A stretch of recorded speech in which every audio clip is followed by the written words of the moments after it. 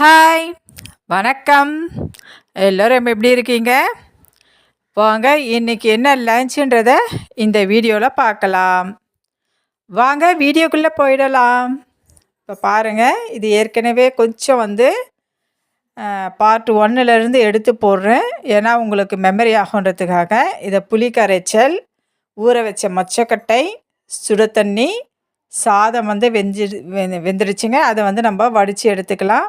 அடுத்தது பொடியாக கட் பண்ணி வச்சுருக்கிற வெங்காயம், தக்காளி, பச்சை மிளகாய் கீறி வச்சுருக்கேன். இது கருவாடை நல்லா சுடு தண்ணியில் போட்டு க்ளீன் பண்ணி வச்சாச்சுங்க. வாங்க இப்போ இந்த கிரேவிக்கு தேவையான பாத்திரத்தை நம்ம ஸ்டவ்வில் வச்சுக்கலாம்.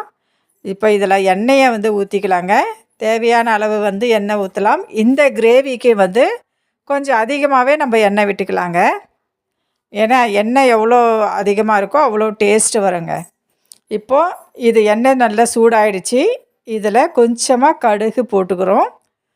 போட்டுட்டு அடுத்தது பொடியாக கட் பண்ணி வச்சுருக்கிற வெங்காயம், அப்புறம் கீறி வச்சுருக்கிற 4 பச்சை மிளகாய், அடுத்தது கருவேப்பிலை போட்டு நல்லா வதக்கிடலாங்க.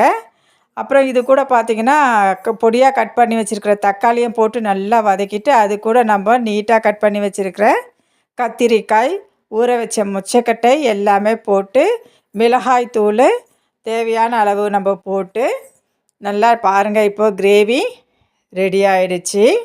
நல்லா கொதிக்குதுங்க. இந்த கொதிக்கிற டைமில் நம்ம க்ளீன் பண்ணி வச்சுருக்கிற அந்த கருவாடையும் நம்ம சேர்த்துக்கணுங்க.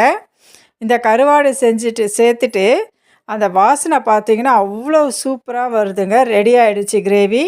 எப்படி ரெடி ஆகிடுச்சின்னு பார்த்திங்கன்னா மேலே பார்த்திங்கன்னா எண்ணெய் நல்லா மிதந்து வருது இல்லைங்களா?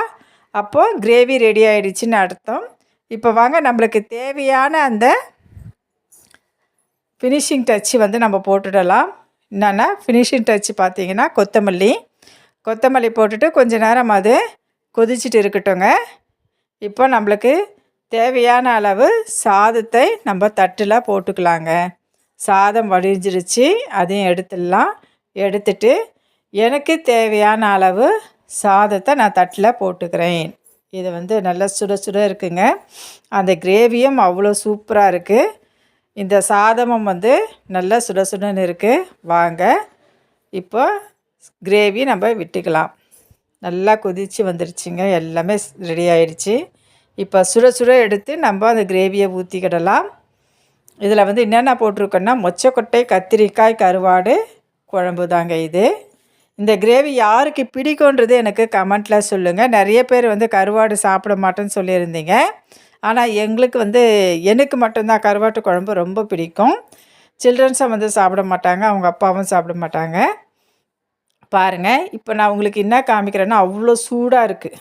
அதுதான் மேலே புகையாக வருது. இப்போது ஒரு கத்திரிக்காய், ஒரு கருவாடு, மொச்சக்கட்டை கொஞ்சமாக வச்சு நல்லா பிசைஞ்சிடலாங்க.